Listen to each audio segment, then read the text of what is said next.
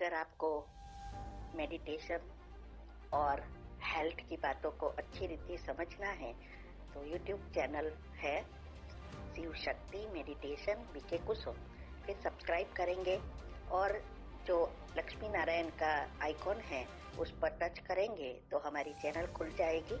वहाँ प्लेलिस्ट में आपको सब कुछ ग्रुप वाइज मिलेगा। साथ साथ लाइक, शेयर और कमेंट भी कीजिए। इससे आपका दुआ का खाता बढ़ेगा, बुद्धि का ताला खुलेगा और आप जल्दी जल्दी आगे बढ़ सकोगे। ओम शांति। ओम शांति। आपका प्रश्न है कि अगर किसी आत्मा से हमें अपने रिश्ते ठीक करना है पर रेजिस्टेंस ज़्यादा है तो क्या करें और कैसे रिश्ता ठीक करें। अपने एनर्जी फ्लो वीडियो में बताया कि मॉर्निंग में उस पर्सन को आत्मा देखकर सकाश देना है। क्या हम मॉर्निंग के अलावा भी उस वक्त सकाश कोई भी वक्त सकाश दे सकते हैं? उत्तर है, देखो, किसी से भी कोई भी प्रॉब्लम है तो पहले उस आत्मा से क्षमा की कमेंट्री करनी है और फिर आपको जो चाहिए वो ऐड करना है। और दिनचर्या ग्रुप में जो 5 मिनट की कमेंट्री आती है तो उसके बाद आपको 21 बार जो भी आपका गोल है वो हो गया है, माना रिश्ता ठीक हो गया है या बिल्कुल अच्छा रिलेशन हो गया, जो भी आपको चाहिए वो 21 बार दोहराना है। फिर पावरफुल अमृत वेला करना है और बाद में क्षमा की कमेंट्री करने के बाद आपको जो चाहिए वो जैसे लिख लो, सारा दिन उसको याद करते रहो तो समय पर याद आएगा।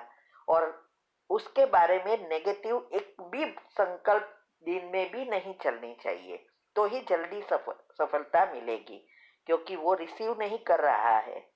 इसीलिए आपको ये विधि अपनाएंगे और रात को यही सोचते सोचते कि रिश्ता ठीक हो गया है, रिश्ता ठीक हो गया है, ऐसा। और सुबह में करने से वो आत्मा जब सोती है तब करेंगे तो उसके सबकॉन्शियस माइंड में जल्दी जाएगा। और दिन में तो क्या होगा, वो अंदर नेगेटिव एनर्जी होने के कारण पॉजिटिव जाएगी ही नहीं।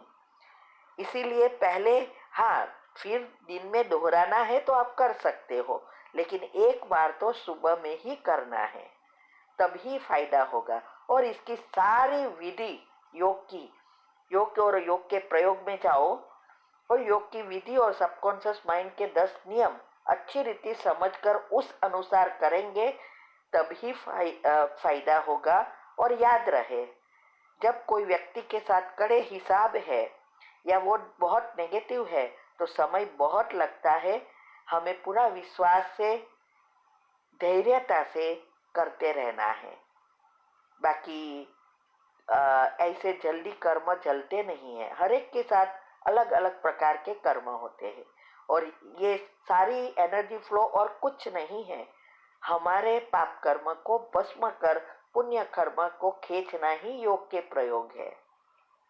तो इस बातों को समझना है। कई बार तो मेरा 3 साल हो गया है और ये भी मैंने देखा है कि जब वो आत्माएं नेगेटिव है तो बहुत स्लो जाती है एनर्जी, लेकिन जब वो चीज हो जाती है और मन शांत हो जाता है फिर करे तो वो जल्दी हो जाता है।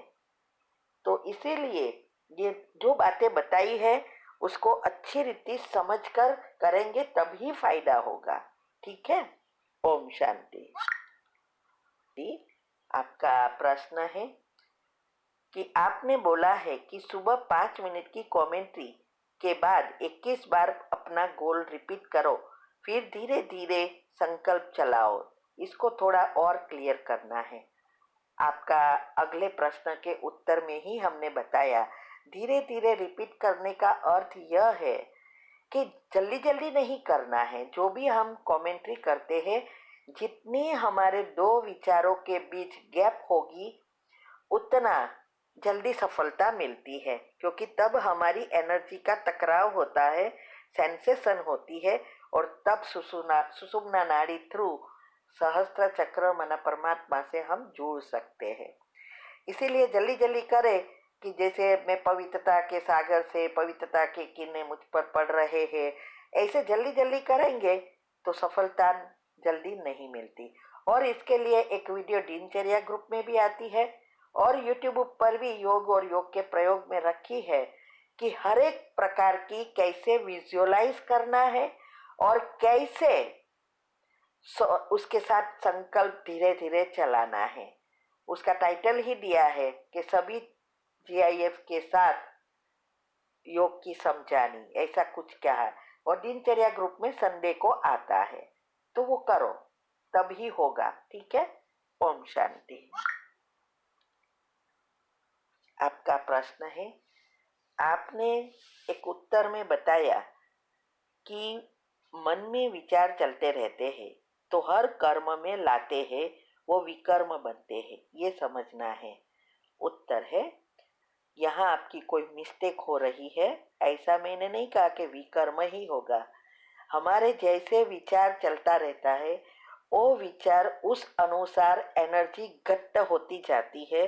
फिर चाहे वो पॉजिटिव है, चाहे नेगेटिव है, चाहे टॉक्सिक विचार है, वो सब जब सर्टेन लेयर पर पहुंचते हैं तो वो प्रैक्टिकल में समय, स्थल, व्यक्ति उस एनर्जी से जुड़ने से प्रैक्टिकल कर्म में आती है। चाहे वो पाप कर्म है, चाहे वो पुण्य है, तो सिर्फ विकर्म नहीं है। इसीलिए ये जो हमने अभी वेबिनार में भी उसके बारे में बहुत डिटेल में समझाया, और अभी भी शुक्रवार को चल रहे हैं, ये इस पर ही है कि कैसे कर्म बनते हैं। तो आप अगर वेबिनार पर अटेंड करेंगे तो आमने सामने जैसे सीखते हैं वैसे कर सकेंगे, तो जल्दी समझ में आएगा तो कि कैसे हमारे कर्म बनते हैं। जैसे कोई गुस्सा करता है, माना गुस्सा जब करता है वो तुरंत थोड़ा आ जाता है। सामने वाली व्यक्ति कुछ बोलती है, मन में अंदर चलता है, तो हमारे पुराना उसके साथ जो भी है वो एक्यूमुलेट होता है, तब गुस्सा आता है। कई बार हम तुरंत नहीं बोल सकते, मन में चलाते रहते हैं, और जब वो व्यक्ति सामने आती है और चांस मिला, हम कितना गुस्सा हो जाते हैं। तो ऐसा जब तक वो एनर्जी, समय, स्थल, व्यक्ति ये सब नहीं होता तब तक कर्म नहीं होता है। और कर्म जब प्रैक्टिकल में आता है तभी वो दिखाई देता है। मन में चली हुई चीज नहीं दिखाई दे रही है। ठीक है। वो वेबिनार के सब टॉपिक समझो, मन के टॉपिक सुनो तो आपको समझ में आएगा। ओम शांति। किया क्या ठीक हुआ, लिखो, सच सच लिखो, साइन करके बाबा को दे के 000 पे फैक्स कर दो। मैं आत्मा 0, मेरा बाप 0, 7 दिन जो बीत गया मल्टीप्लाइड बाय 0, बाबा के पास पहुंच गया। हल्के हो जाओ सब कुछ देके। फिर उसके बाद चार्ट भरो याद का, फिर पूरी मुरली पढ़ो। सोने के पहले मैं रोज पूरी मुरली पढ़ता हूँ। पूरी मुरली पढ़ के ही सोता हूँ, उससे मन प्लेन हो जाता है। फिर 3 मिनट याद करके सो जाओ। तो ये 4 बातें, 4 गोलियां हैं जो जरूरी हैं हर ब्राह्मण के लिए, ताकतवर बनने के लिए, है ना, ब्राह्मण से फरिश्ता बनने के लिए। ये 4 गोली खाओ और 4 परहेज करो। शुद्ध सात्विक भोजन, शुद्ध सात्विक भोजन खाओ, जो शुद्ध हो, बाबा की याद में बनाया, बाबा की याद में खाओ। और फिर सात्विक हो, 7 गुणों को बढ़ाने वाला, फल, सब्जी, अंकुरित, दलिया, रोटी, सब्जी, चावल, दूध। ये चाय पीना, कॉफी पीना, बहुत कोल्ड ड्रिंक्स पीना, बिस्किट्स खाना, जैम खाना, है ना, पराठे, पकोड़े, समोसे खाना, मिठाइयाँ खाना, ये राजसिक भोजन है। इससे आलस पैदा होता है, योग लगेगा नहीं, नींद आएगी। तामसिक भोजन, तामसिक में जो ये चीज़ें आती, सॉरी, मैं जो चाय कॉफ़ी आती है ना, तामसिक में ही आती। चाय कॉफ़ी, लहसुन प्याज तो सब जानते ही हैं, चाय कॉफ़ी भी और कोल्ड ड्रिंक्स भी, जैम्स भी, है ना, ये सब तामसिक में आते हैं, उत्तेजना पैदा करते हैं। बहुत मिर्चें खाना उत्तेजना पैदा करेगा, योग लगेगा नहीं, गुस्सा आएगा, चिड़चिड़ापन होगा, है ना। तो शुद्ध सात्विक। दूसरा, पवित्रता। जितनी अधिक पवित्रता धारण करो उतना अच्छा योग लगेगा, उतना सच्चाई से लेटर लिख पाओगे। पवित्रता हमारी कैसी होनी चाहिए?